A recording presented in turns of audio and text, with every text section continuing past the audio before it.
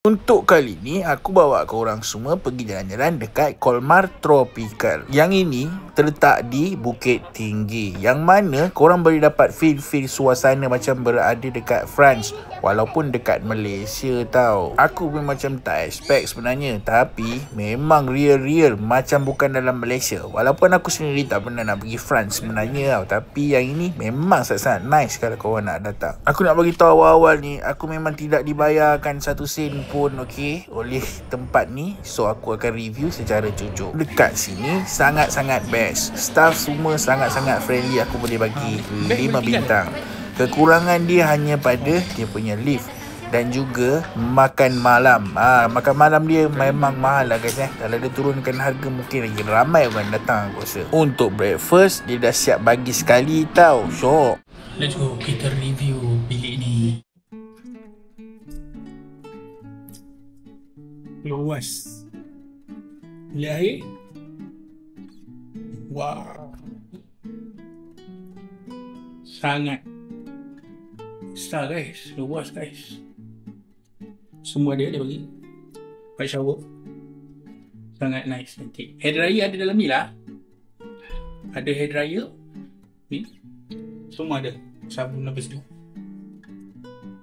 Nah. Air kuat tak? Memang kuat. Okay, kat sini satu cermin. Ada dekor, memang nice. Sana ada TV. Semua lengkap. Remote. Ada aircon siap. Walaupun tempat sejuk ada aircon. Satu, sangat cantik.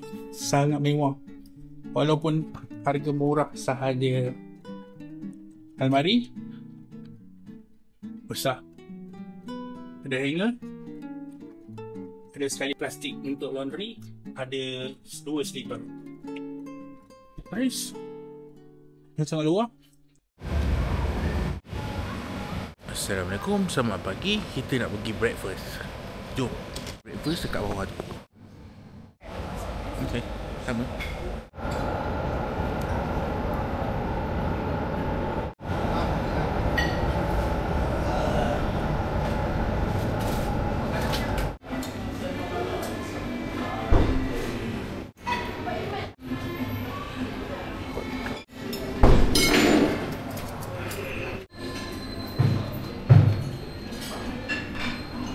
Sekian, terima kasih. Itu saja daripada aku. Jangan lupa belanja, like, komen, and share, subscribe. Jumpa lagi. Bye. Assalamualaikum.